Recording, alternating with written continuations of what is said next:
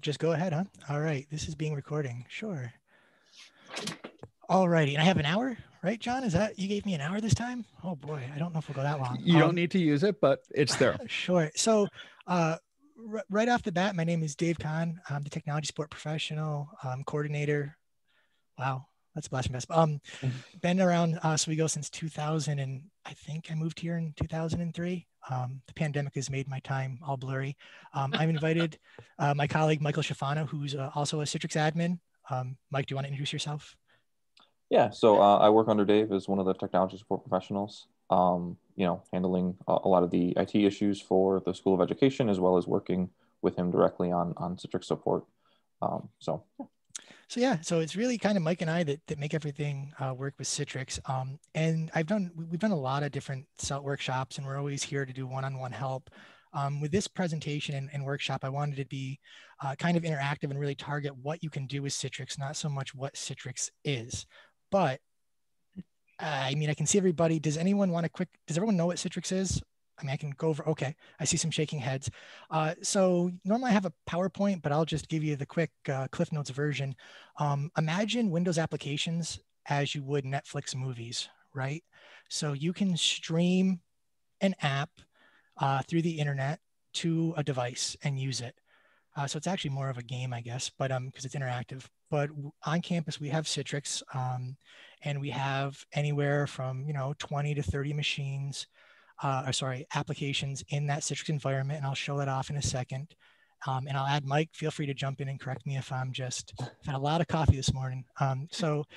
It allows students and faculty to connect to our app portal and run these Windows applications. And they can use it on not so powerful devices. So a Chromebook, iPad, which is powerful, but an older iPad, it really doesn't require a lot of overhead to run these. And where we see a lot of benefit is some of the bigger Windows applications that require brand new fancy machines and maybe some sort of extra resource or special licensing with the campus. This allows quick and easy access and not worrying about that. So students can bring in their 10-year-old computer and not worry about whether that will run SPSS or Autodesk or Photoshop. And we'll talk about that because there are some licensing differences with Photoshop. But it's basically streaming applications, Windows applications to a device. And it can be pretty much anything that supports a modern day browser. So an HTML5 browser is the clinical nerd term, but I think pretty much every browser nowadays is HTML5 compliant. There's also a standalone application that's called the Citrix Workspace App that you could download from the Apple Store, the Google Play Store, or just download it right from citrix.com. And we call it kind of the heavy client. That will give you, I like it. I think Michael's on the same page with me on that. It's more robust. It gives you better graphics, a better true experience, but it's something you do have to install. And I'll show some things off in a second. Mike, does that kind of, anything to add to that? What was the name of that again, Dave? Citrix Workspace App. And Mike, if you have anything to add to that? yeah, I think you hit the highlights, and yeah, it's really about getting access to software that, as Dave mentioned, either your hardware may not allow you to run something, which really makes it economical for students to kind of come with what they have, and then they can get access to whatever software, barring, not everything works with Citrix and there's licensing things. But as long as we can get it in Citrix, they can use it for class. Besides the Workspace app, which is a really small application, there's not anything that needs to be downloaded and installed. So theoretically, just like with these open educational resources and e-textbooks, like day one, the students can have access to the software. They're all getting the exact same experience because it's not running on their computer. So whether they have a Mac, a PC, a Chromebook, what the professor sees and what they demonstrate is exactly what the students will see. So there shouldn't be much, well, mine's a little bit different because I'm on a Mac and you're demonstrating on a PC. It's all going to be the same environment. And allow them, have in cases where we may have limited licenses or there's differences there, it does allow us to open it up for more people to have access.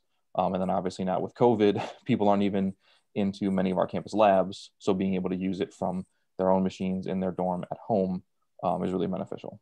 Yeah, spot on. And took the words right out of my mouth. It's device agnostic, meaning, you know, some of the Mac software, especially like in Microsoft, is a little different. So some people teaching, you know, Excel.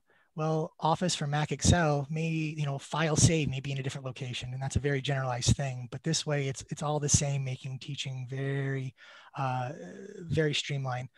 So I think it was Cindy was asking if you just go to citrix.com /downloads. Okay. And if you're a Mac, there's a Mac version, and Windows version, there's a Linux version. And if you had any issues with installing this, our help desk is very versed in this. Okay. The part of the HTML5 or just the browser is if you were just to open up your modern day browser and go to citrixapps.oswego.edu, it would bring you to this page, and you don't have to install anything. This just goes to town, and you can sign in, and I'll do that in a second to show the experience. The reasons why I like the downloadable or the heavy client has a lot to do with a lot of those graphics intensive applications like Autodesk, AutoCAD. It just works a little better. Thanks, John. It works a little better with a mouse, but that's not to say you can't use it. Chromebooks will work great with a browser. But bless you, or a coffee, I don't know, whatever. So I'm going to sign in, but does anyone have any questions about that part of it? It's straightforward. All right. So if I were just to sign in to the HTML5 regular browser piece, this shows my favorite apps. So I'm just going to click up top. We have 35. Screen, Dave? John, aren't you sharing my screen? Oh, I'm not. I'm not seeing it, so I don't. Oh, we're just recording. I'm so sorry, everyone. That's why Cindy asked that question of what the hell I was doing. That makes sense now. And thank you, Michael. All right, let's do that. All right, sorry. Okay, so now you can see. All right, I'll sign out and do that again. This is why John gave me an hour. All right. So if you just go to, it's so funny. I wonder if Mike wasn't here, how long you guys are going to let me do that. So if you go to citrixapps.edu, citrixapps.oswego.edu, you'll go to our landing page. And some of the requirements that you need for Citrix are, you know, right off the bat, you need an internet connection. You don't need, you know, if you hopped on early, John and I were talking about how we upgraded to the highest tier. I play games and stream a lot, and John does too, and all sorts of stuff. You really, I've used Citrix on a mobile hotspot with no issues whatsoever. And that's one of the great things about it. Citrix uses a technology called HDX, which we don't need to get into, but it really optimizes your network traffic so it can run its best based on your internet connectivity. But you do need a stable internet connection that we can't do anything about. There is no like offline Google Docs mode. You need an internet connection. The other thing is you do need an active LakerNet ID. So like alumni generally don't have an active LakerNet ID. They have an active email maybe, but not in a LakerNet ID. Students who graduate or get their account suspended for DCMA violations, that's going to fall into that category. But anybody who has a valid LakerNet ID can sign in. You guys can do this with me. It's all cool, or watch. You're going to go right into where your favorites are. And what I was saying is I'm going to click on apps, and these are all the apps that we're offering right now. And more importantly, you're going to see some apps probably in here that if you signed in right now, you don't have access to. And that's because with Citrix, we're able to show apps to some people, show apps to everybody, show apps to only one or two people, which is really great for licensing, like Michael said. It's great for CTS internal if we have certain CTS tools we want to run. Because another thing, and it's nothing against our VPN, but you don't have to run a VPN to make Citrix work. So that's one less piece of software you have to run. I don't know if anyone in this group, you launch the VPN, you sign in, and then this just goes right through pretty flawlessly.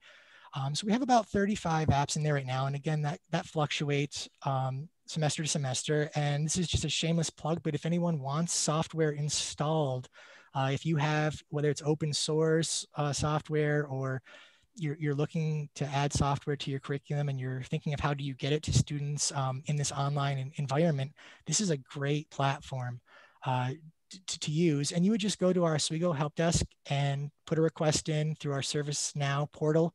If you're not familiar with that, just email help@oswego.edu is quite easy to do, and that will get sent to the right spot. But if you were to go to ServiceNow, you can do request it. It'll go to Mike and I think Mike touched on it. The big things about what can and can't go into Citrix is really based on the vendor. The vendor has to allow it. We don't want to be out of compliance. I've only met one vendor who doesn't allow us to put it in Citrix, who will remain nameless at this point. And the other is if it works. So some applications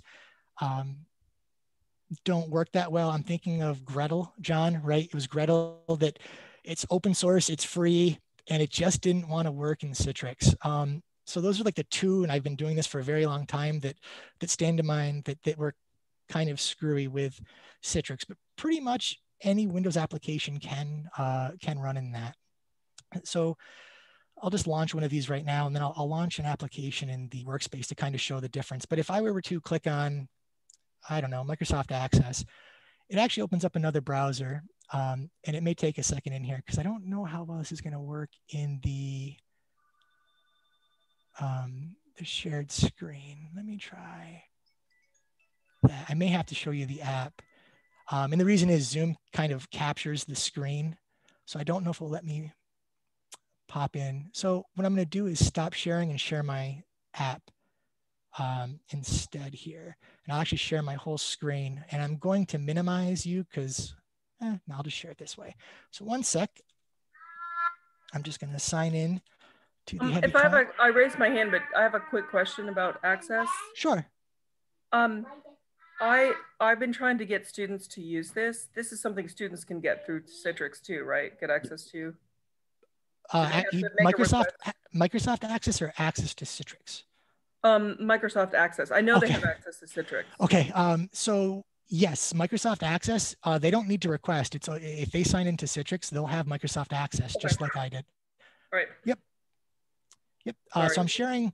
No. I'm sorry, I didn't see your hand raise. So this is the heavyweight, and I think I'm actually going to share my entire screen so we don't run into that again. Share screen. Okay, so this is the heavy client, little icon down here, sign in, very much like the web one. You can click on, and those are all the applications. The green check means it gets put onto your favorite page. So I'll just add Paint so you can see it's added there. And sure, I'll just click on access. It will take a second. Now I am on a Mac. I don't know if you could tell by my awesome background, has nothing to do with that, but it runs Windows version of Access. And that's because there is no Mac version of Access. So here's a great example of, we have a pretty decent Mac community on campus. We also have a lot of classes being taught with Microsoft Access, and a lot of, business and Alana, I'm not sure what department you're in, but people want to teach, and what do you do for those students that are on a Mac or on Chrome or something?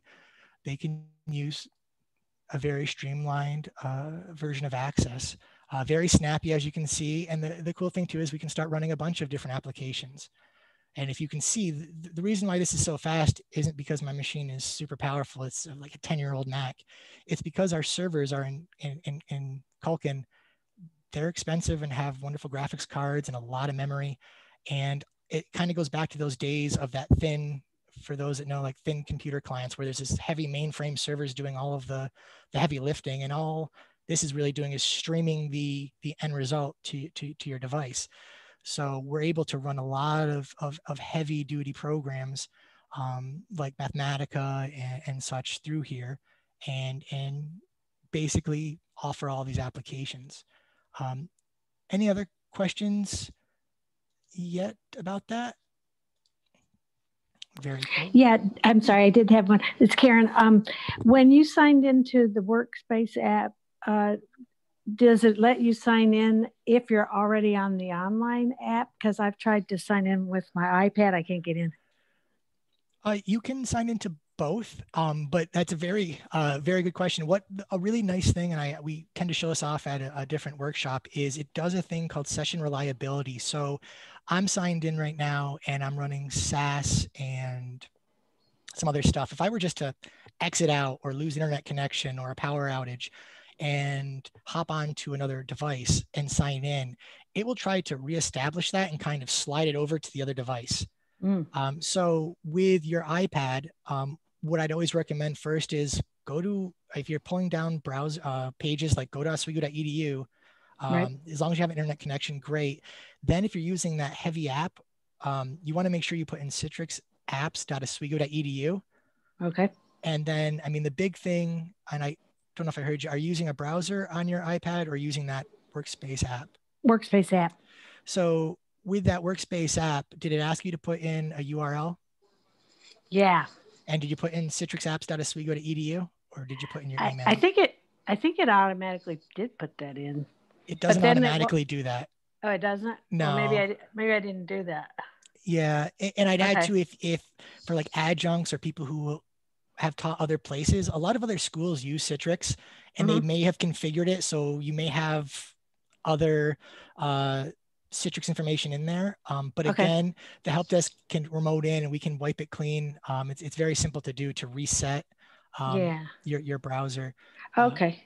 Okay. Yeah, that'll probably work because I do stuff at SU too. Okay, thanks. SU does have Citrix, by the way. Well, the psychology department I know does. They're kind of broken up, but they do have that.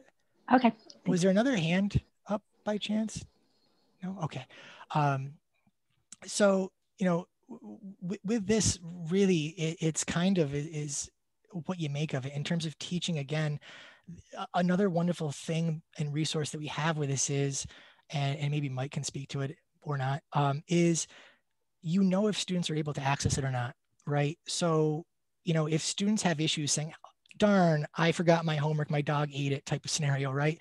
If students say, hey, I can't access this, CTS is able to help troubleshoot. We can see who's logged in, how many minutes and hours they've put into it, if they've ever logged in. So at the end of the semester, if students are like, oh, I couldn't get access, we can look at that and we can really help a lot easier. John and I were talking about how the pandemic has really helped remote support, really my department, because we're able to kind of offer better support remotely and quicker nowadays using our tools. So if someone was having issues with Microsoft and Citrix, Mike and I can take a look and be like, oh, it's because of, this, that, or the third, and help them out quicker and usually faster. Any other questions before I shift gears to a couple other things that we're working on with Citrix? Yeah, I was just going to jump in and say, to Dave's point of it is, I mean, as you guys have seen, we have, I think it's 35 applications running plus some additional stuff on the back end, so there's a lot of people using it. We get hundreds of hours of use. So it's definitely something that's in our mind to make sure is running, so it's not something that we typically have downtimes with or errors. And if those things do occur, it's sort of an all hands on deck thing to fix. So, it should be something that's pretty reliably up for the students. And if they ever do have issues, the best thing is as soon as they can, get with our help desk, because more often than not, it's something on their end with their machine and we can help them configure it to make sure it's working, and again, as Dave sort of touched on, it's definitely going to be dependent on your network connection. It doesn't require anything super fancy, probably whatever service you're normally getting to your house or wherever you live is fine. People on metered connections, that may be the only thing. You may just want to monitor your usage there, or if you're using a public Wi-Fi. And I think as we've seen with everyone working from home, if you do have 4 or 5 people at home all doing Zoom or doing Citrix, everyone doing their homework at the same time, that is going to eat up that connection. So, but we can always help kind of troubleshoot with those things. So, if there are issues, the sooner they can reach out to us and we can kind of help them troubleshoot on their end, because we do want to make sure that people are able to use this and get a great experience with it. Yeah, and just to echo what Mike said here, because we can take usage, just to show you some hours of usage and the unique count. And this is the 2020, just 1 week of usage. So, with the unique user count, not so much the Laker print stuff, but really in this area. But if I go to this screen, it may speak a little more and again, I don't know how big that is for everyone to see. It might be very tiny. Let me see if I can enlarge that. But this really shows all right, it's going to be blue for you. The virtual apps in 2019 versus the fall of 20. And you can really see the total usage in the yellow. Citrix has been around. We've been using it for, I think, close to 6 or 7 years. So it's very vetted, very robust. It's something I think CTS prides themselves on. I know Michael and I really pride ourselves on having this run reliably and consistently for everyone. And we really eat our own dog food. We use this internally as well. So you can see like the usage and the uniques, the unique user. SPSS is usually our top app every semester, along with Minitab, the analytical software, SAS, MATLAB.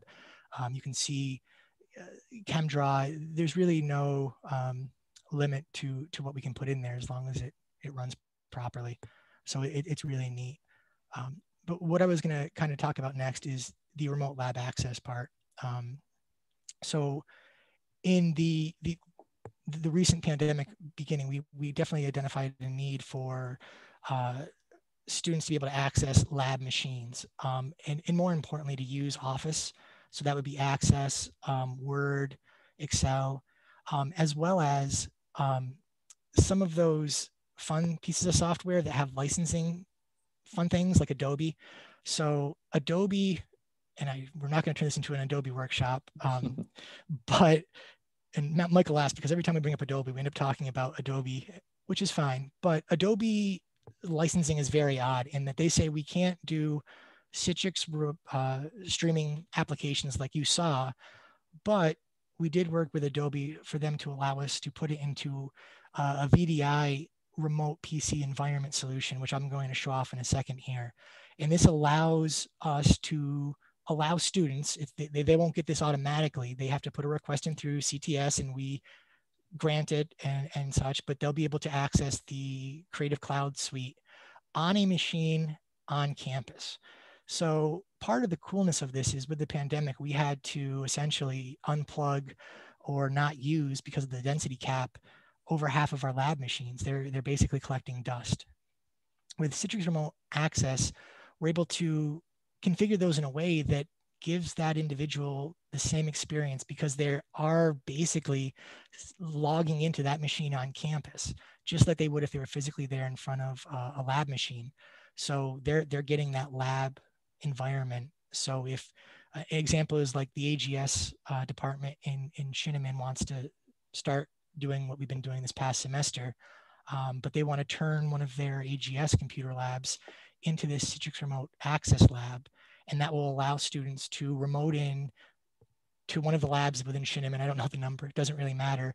And it's everything that lab would have without having to come in. So to show that off, and again, I'm just using the Workspace app, but this will work with the HTML5. Because I'm logged in as me, I have a couple different remote labs. I have the Laker remote lab, the Adobe lab, technology lab. If you all, I don't think anyone else has been getting this. If you were all to log in, you would have, everyone has access to Laker remote labs. And I can't do that at the moment, but I'll show you if I were to click on the Adobe labs, which you would have permission for, and this is because of our licensing. You can see, I believe, hopefully, I shrunk it. I'm logging in just like I am in a computer lab with my Laker NID ID and credentials to a machine randomly in our remote lab room in MCC, basically is where it is. So this allows faculty as well as students to have that consistent environment, right? This is a lab machine. And I mean, to kind of take the curtain away from the magic here, if I were just to go to properties here, this machine is actually MCC 20208. All right. Yep, I see your hand, Alana. Just one sec. So this is the hardware. There is really no, anything additional to do here. So whatever was installed on that lab machine, now students can get access to. So whether you're on a Chromebook, a Mac, or whatever, they're going to get this. And now they can use the Adobe suite licensed legally, which is great. They can use Microsoft Office. I mean, again, I'm on a Mac, right? And this is a Windows machine. Because I'm on a Mac, I have to grant permission to. So that's something really that we're seeing a high number in. And if I go back to that metrics of just the remote lab part. So, and Michael, feel free to talk on this. And Elena, I haven't forgot about you. I'm just on a roll and I'll get to you in one quick sec. Is the technology department for Michael's group needed Autodesk and AutoCAD. So we carved out some machines for that specific department. The Adobe Remote Labs, anyone who needed Adobe that was a student had to make a request. We had carved out machines from that. Laker Remote Labs, we didn't really advertise it all. It just showed up on the workspace that you showed. And we had, a ton of people using it, over 274 unique users. And they were using it basically for Microsoft Access for sure. A lot of times they were using it for Chrome based on, they didn't want to use the VPN so they could connect to whatever. I'm not really sure. I never looked into it too much, but the usage was there. So this coming semester, we're going to kind of grow that a little more. Alana, what's your question or hand raising? And you are muted. Oh, there you go. That's okay. I was just going to say thanks. I have to rush off to the accessibility kickoff, but thank you for your help. No problem. If you have any questions, feel free to reach out to us. Yeah, thank you very much. Mike, did you have anything to add to that experience? Yeah, I just say, I mean, I know I saw the comment. Yeah, as much as we'd maybe like to, get away from Adobe or see what else is out there, especially with this semester, transitioning people's teaching over, that wasn't always necessarily an option. So this really, just mostly because of the weirdness with how Adobe serves their license to us, it kind of allowed us a way to provide that for those classes who needed it, and because of licensing, as Dave was kind of saying, we can dole it out to only those who need it. And we had an application process so that people whose classes needed Adobe software, we could allow them access and they could use it. And as we kind of saw, they definitely did. And it really helped out, even with the tech department, especially using, because where we've talked about, some applications need higher end machines with more beefed up components for various things. We have a lot of those machines on campus and many of them weren't being used. So in addition to providing the remote apps in Citrix, being able to provide a full-on desktop experience and just making use of those machines we had, that hardware we'd already paid for, as well as, maybe a little more niche use case, but, there are some cases where running multiple applications on the same machine and being able to transfer files and data between them. And that's certainly possible with the virtual apps, but it's a lot easier and more streamlined when you just have one desktop you're signing into and all your apps are there. So being able to move your Photoshop project back over to Illustrator and vice versa, or with some of the the technical applications that we use. So it's another avenue that was open to us, and we were able to kind of fire up this semester, and we've already seen, I think, more use than we were expecting, considering we didn't advertise a ton. And it's something we hope to continue to grow. Yeah, and the other thing that it doesn't go without saying, this is all secure and sandboxed as well. So in terms of security and encryption, and I just kind of showing you all. So here I'm signed into a machine in MCC 202. It's secure. If someone were to sit down to this machine, it's actually locked. But even we took it a step further, and we physically moved all these machines to a room that's closed by a lock and door key, so no one can monkey with it. But also, if I'm running this and this is a Windows machine, and then I hopped over and now I can do something on this lab machine, and then I'm streaming this app. So it's very much secure, and it's always going. So if your machine is limping along, you really shouldn't have any issues running this though, because it's using all of that heavy back end as well. So in terms of security, because I know that's some people's concern, you're very secure, encrypted both forward and back as well. So, some people, there are some people using Citrix for SPSS, SAS, and MATLAB that do have, I don't want to say sensitive data, but research data, but that is all encrypted and it's backed by everything. So they don't need to worry about someone stealing their research or someone eavesdropping and seeing in what they're doing. It's completely private. Yeah. And Dave, if I can jump in, we had a question that is a perfect segue to something I wanted to talk about. It was about saving data. So we do have a knowledge base article that we can put out or share the link to, and that really covers all of the information. And I don't want to go necessarily into too many specifics now, but the important thing to remember is that when you're using Citrix, whether you're using the virtual apps or a virtual desktop, you're really connecting to a remote machine. So even though you see a desktop there, or when you have the application open, there is potential that you could save it onto that remote machine. And when you log off, sort of lose access to that. So there is a little bit of a learning curve, and we have the information out there on how to make sure you're saving it to your own desktop, the machine, you know, that you're physically sitting at, not the remote machine, so that you have access to that data later on. And we have all that information there. But yeah, and to directly answer the question, yes, you will want to make sure you save your work outside of that computer, because both with the remote labs and with the virtual apps, even though there was sort of one icon on the sort of, you know, choose your application, there are multiple computers running them, and it's sort of a round robin. So there's no guarantee, even if you run that app again, that you end up on that same computer. So that's why it's definitely important to make sure you're saving your data to a place that you'll have access to in the future.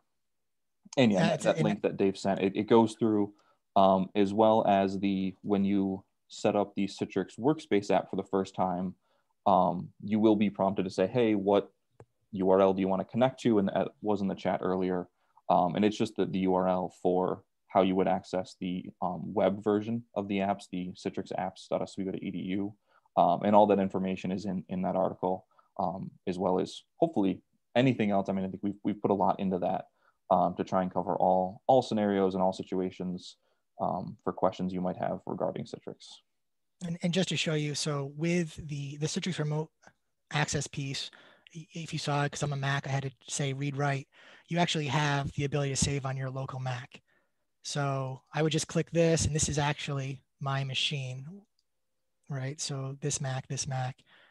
Most applications try and save here. And just like we do in our labs, if you were physically there, if you restart, that data is gone. With the published applications, so like with this SPSS, and Michael hit it right on the head, if I get my SPSS on and do such and hit save, again, I'm a Mac, I just choose okay.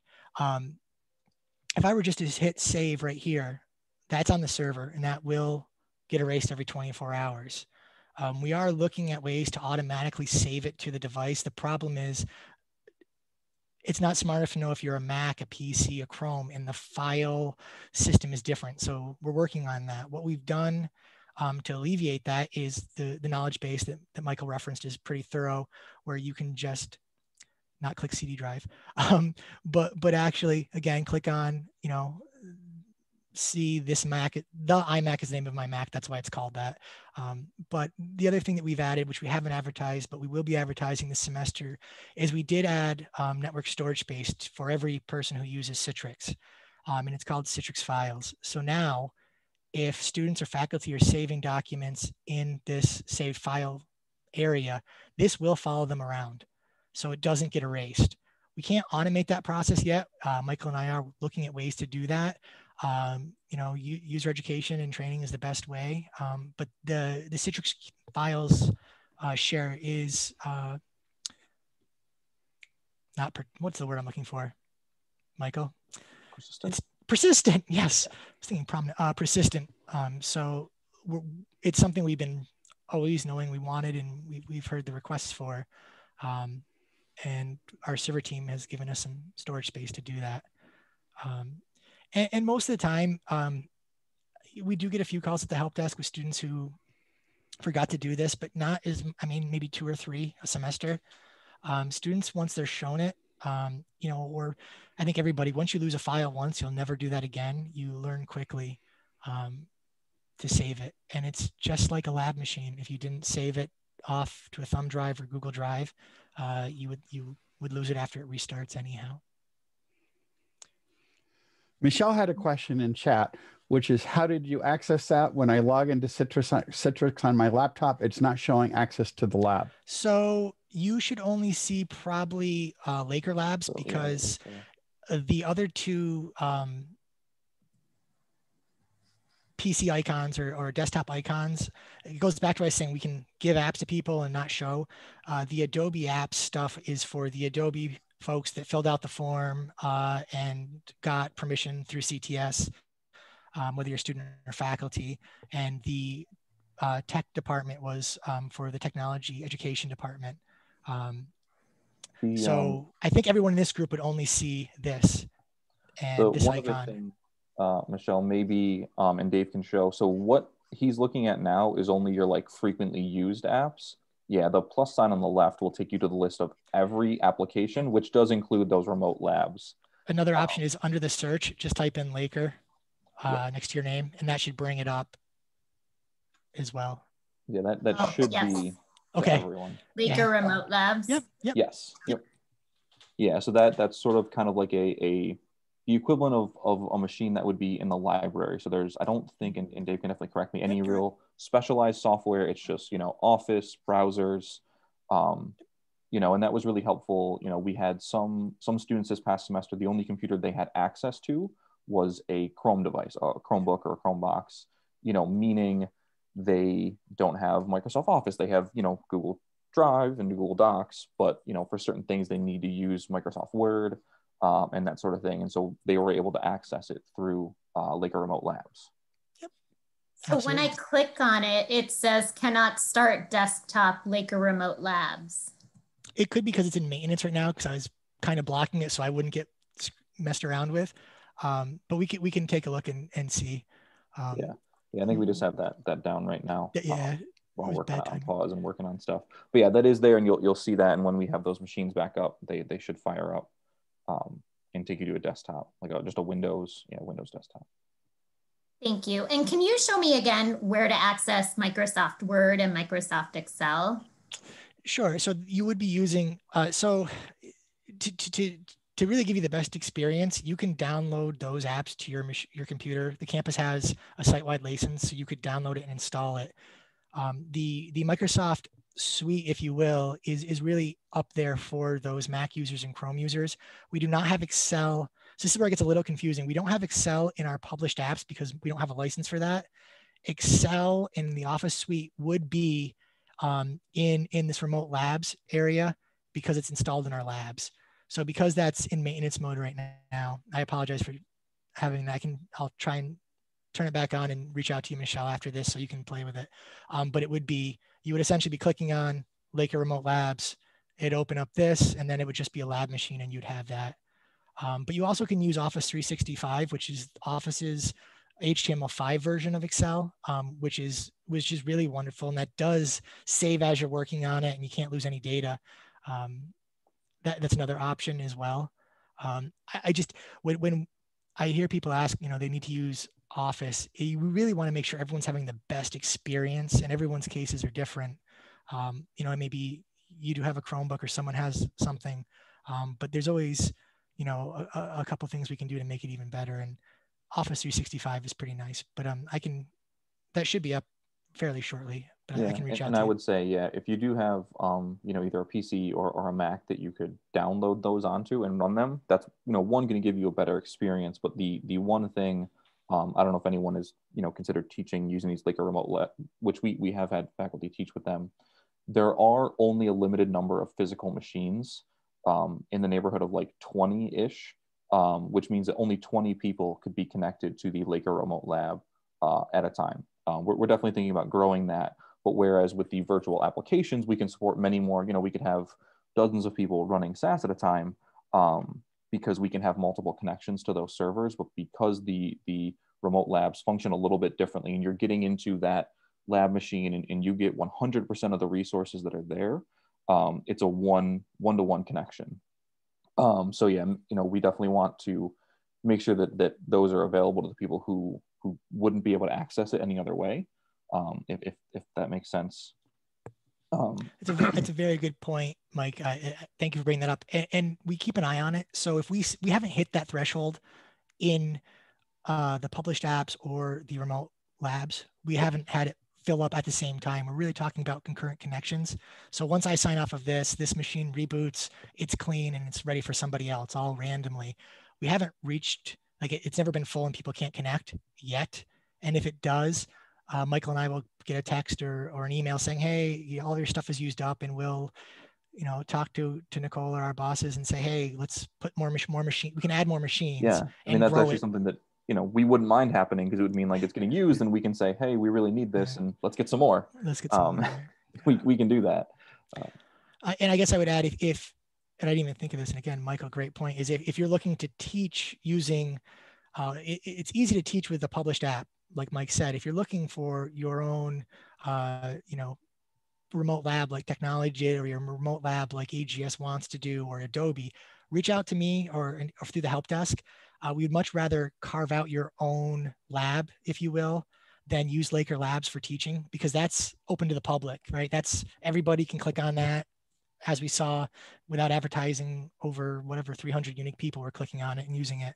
So we want to make sure that when you're teaching, you have all the computers you need. So if you do want to use that, let us know and we can work with you and make sure you're going to get the right amount of machines for your class time.